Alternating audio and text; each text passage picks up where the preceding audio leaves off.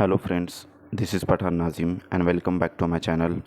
तो फ्रेंड्स, आज के इस वीडियो में हम CDP child development and pedagogy जो कि सीटेट 2024 जुलाई का जो एग्ज़ाम होने जा रहा है 7 जुलाई को, उसके अकॉर्डिंग देखेंगे।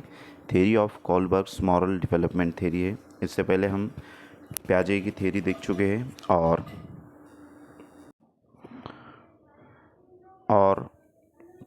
वाइगोस्की की थ्योरी भी देख चुके हैं। आज हम इस लेक्चर में कोलबर्ग की थ्योरी देखेंगे।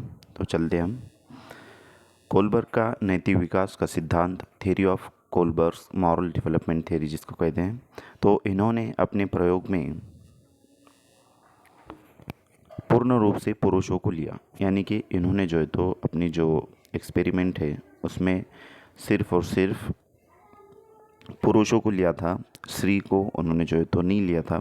इसलिए इस सिद्धांत को जेंडर बायस थ्योरी भी कहते हैं। तो फ्रेंड्स, इस थ्योरी को जो है तो और एक नाम है जेंडर बेस्ड थ्योरी, इसको कहते हैं। कैरल गिलिगन कोलबर्ग की ही छात्रा थी। इसका मानना है कि यह थ्योरी फेमिनिस्टिक पर्सपेक्टिव, नारीवादी नैतिकता का ध्यान नहीं रखती हैं। यानी कि इसमें उन्होंने स्त्री को नहीं लिया था, लेडीज़ को मतलब औरत को नहीं लिया था। इसलिए जो है तो ये इनका मानना है कैरल गिलिगन का। कैरल गिलिगन उनकी कोलबर्ग की ही स्टूडेंट थी, लेकिन उन्होंने जो है तो इनको उस थ्योरी में नहीं लिया था। इस वास्ते उनका मानना है कि ये थ्योरी फेमिनिस्टिक पर्सपेक्टिव, नारीवादी नैतिकता का ध्यान नहीं रखती। नेक्स्ट है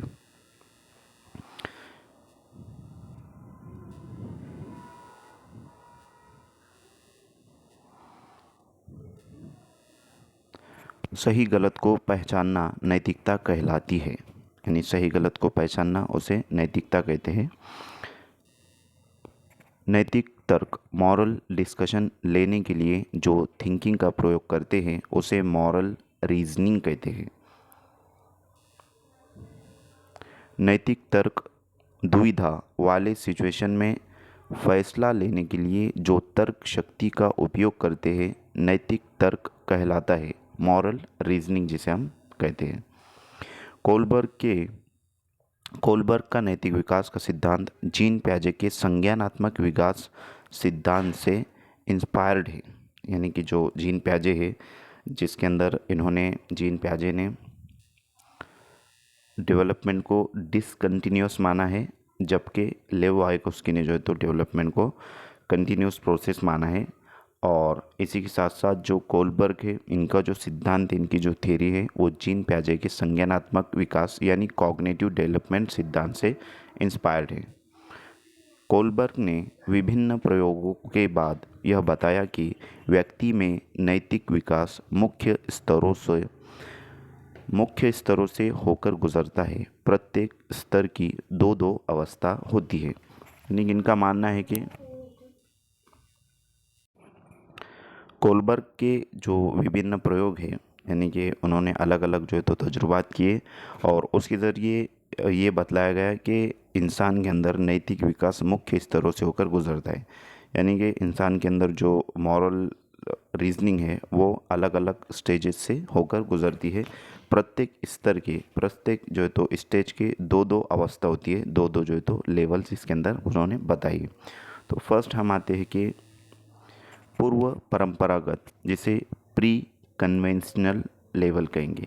प्री कन्वेंशनल लेवल ये 4 से 10 साल के दरमियान का जो अरसा होता है उसके अंदर होती है और इसमें 2 चरण होते हैं, यानी कि 2 स्टेज इसके अंदर होते हैं, जैसे कि आपको यहाँ पर नज़र आ रहा है। फर्स्ट स्टेज इसकी आज्ञाकारिता और दंड अभिविन्यास यानी पनिशमेंट एंड ओबीडियंस। और सेकंड स्टेज है यहाँ पर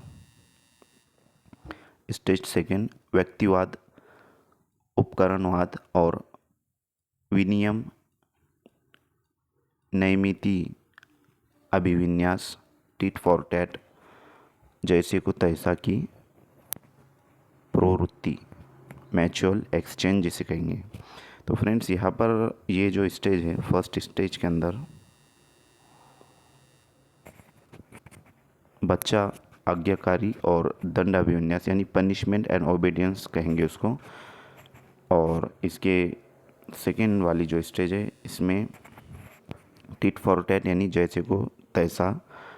तो individualism and exchange, person reward orientation और ओबीडियंस एंड पनिशमेंट ओरिएंटेशन इसके अंदर होगा।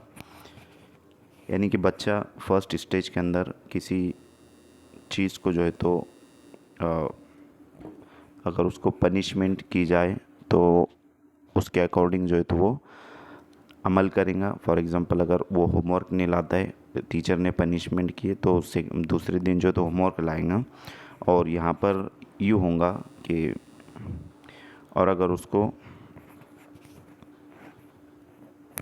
यहाँ पर सेकेंड स्टेज में individualism and exchange, person reward, तो इसके अंदर बच्चा टिट फॉर टैट जैसे को तैसा रहेगा। यानी कि अगर कोई उसको मारता है तो उसको भी जो है तो पलट कर वार करेगा। और my attitude will always be based on how who you treat me. तो इस तरीके से जो है तो ये होता है। और इसमें और एक कि बच्चा इसमें अगर उसको कोई इनाम वगैरह दिया जाता है तो वो ये स्टेज के अंदर आ जाएगा, सेकेंड वाली स्टेज में।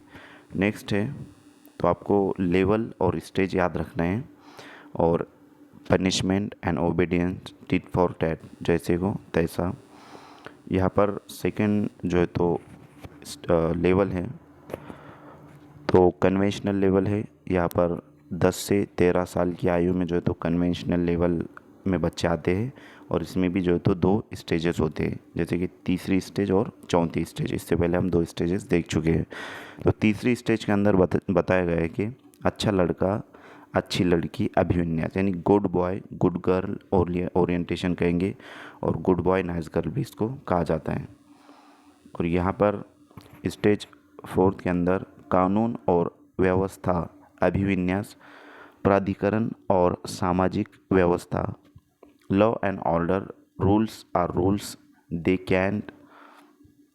Can't be broken.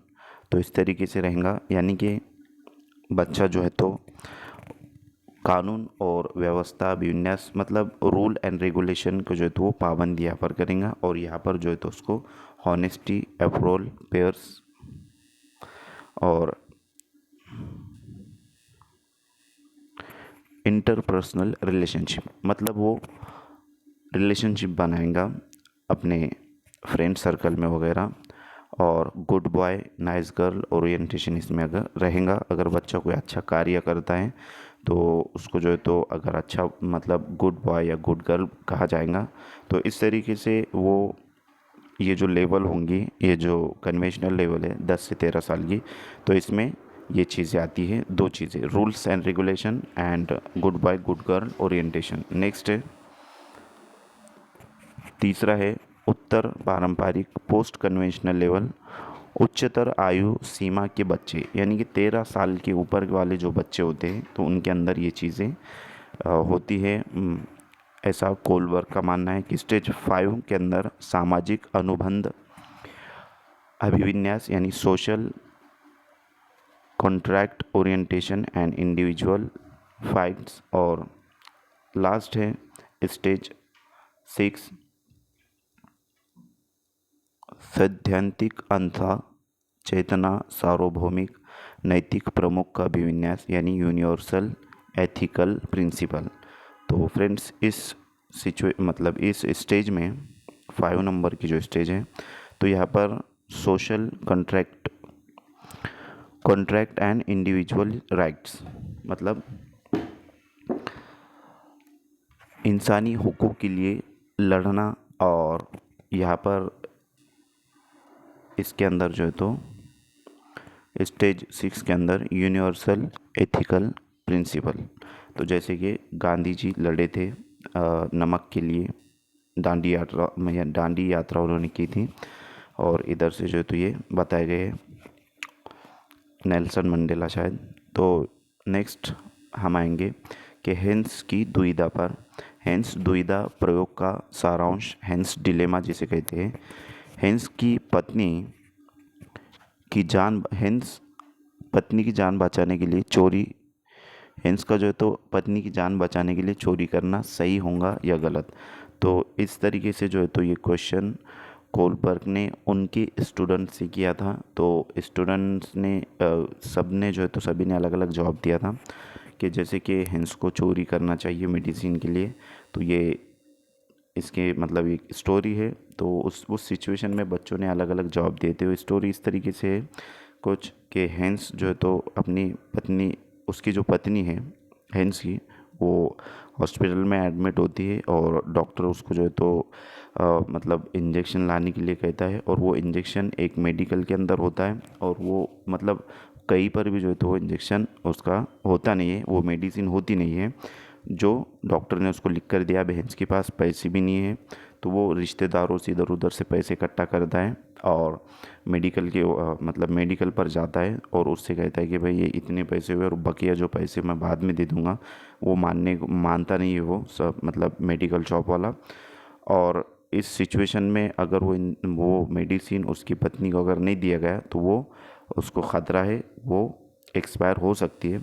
तो ऐसी सिचुएशन में जो है तो हेंस होता है, तो अब वो क्या करेंगे। तो इस तरीके से एक पूरी स्टोरी जो है तो कोलबर्ग ने उनके स्टूडेंट्स को बताया।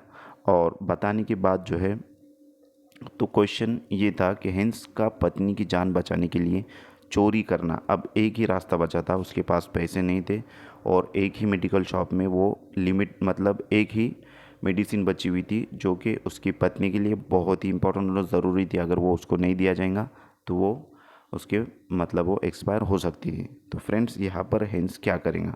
तो बच्चों ने अपने अपने आधार पर यहाँ पर क्वेश्चंस के आंसर दिए थे कि हेंस को चोरी करना चाहिए। और दूसरे बच्चों ने ये भी आंसर दिए थे कि हेंस अगर चोरी करता है तो वो मतलब इंडिविजुअली राइट्स के खिलाफ होगा, यानी कि उसको जेल जाना पड़ेगा वगैरह वगैरह। बहुत सारे सवालात क्वेश्चंस के जो मतलब यहाँ पर पैदा हुए थे। तो इस तरीके से ये हेंस डिलेमा का जो स्टोरी है वो कोलबर्ग ने अपने स्टूडेंट्स को बताया थी। तो हेंस डिलेमा का ये खुलासा है कि अपनी बीवी की जान बचाने के लिए हेंस को चोरी करना चाहिए या नहीं। तो उसका चोरी करना सही होगा या गलत, क्योंकि अगर मेडिसिन वो नहीं देता है तो उसकी हेंस की पत्नी की जान जा सकती है। और अगर वो चोरी करता है तो चोरी के जो है तो इसमें गिरफ्तार होगा जुर्म में। तो इस तरीके से वो था। तो फ्रेंड्स मैं नेक्स्ट पर हम चलते हैं यहाँ पर कि आलोचना जिसे क्रिटिसिज्म कहते हैं। सभी संस्कृतियों पर यह सिद्धांत लागू नहीं होता, यानी कि not applicable in all cultures. और नेक्स्ट है हाइपोथेटिकल सिचुएशंस, परिकल्पनात्मक परिस्थितियाँ। और लास्ट है बेस्ड सैंपल्स, यानी लिंग रूढ़िबद्धता पाई गई। मतलब ये जो हेंस की डिलेमा है तो इसके अंदर ये चीज़ें पाई गई थी। नेक्स्ट, तो आज के लिए इतना काफ़ी है। अगर आपको पीडीएफ चाहिए तो आप टेलीग्राम चैनल पर जाकर, नीचे डिस्क्रिप्शन में टेलीग्राम चैनल की लिंक दी गई है, आप वहाँ से जाकर जो है तो इसको इस पीडीएफ को हासिल कर सकते हो और अपने अंदाज में जो है तो बेहतरीन तौर पर पढ़ाई कर सकते हो डाउनलोड करके। उसी के साथ साथ अगर आप चैनल पर नए हो फ्रेंड्स तो चैनल को सब्सक्राइब ज़रूर करें, बेल आइकन को प्रेस करें ताकि आने वाली वीडियो की नोटिफिकेशन आप तक पहुँचे। और पीडीएफ हासिल करने के लिए टेलीग्राम चैनल ज्वाइन कीजिए। और अगर आप व्हाट्सएप ग्रुप में ज्वाइन होना चाह रहे होंगे तो इस नंबर पर आपको मैसेज करना है, आपको लिंक शेयर कर दी जाएंगी, वहाँ से जो तो आप ज्वाइन हो सकते हो। और महा टीटी और टेट के लिए भी जो है तो चैनल को सब्सक्राइब ज़रूर करें, क्योंकि सीटेट 7 जुलाई को होने वाला है। और उसके बाद 7 जुलाई 2024 के बाद इंशाल्लाह हम महा टीटी की प्रिपरेशन, महा टीटी की जो क्लासेस है वो स्टार्ट करने वाले हैं। तो फ्रेंड्स आज के लिए इतना काफ़ी है, मिलते हैं नेक्स्ट टाइम नेक्स्ट वीडियो के साथ। Thank you for watching my video. Thank you very much Indeed for your cooperation and have a nice day.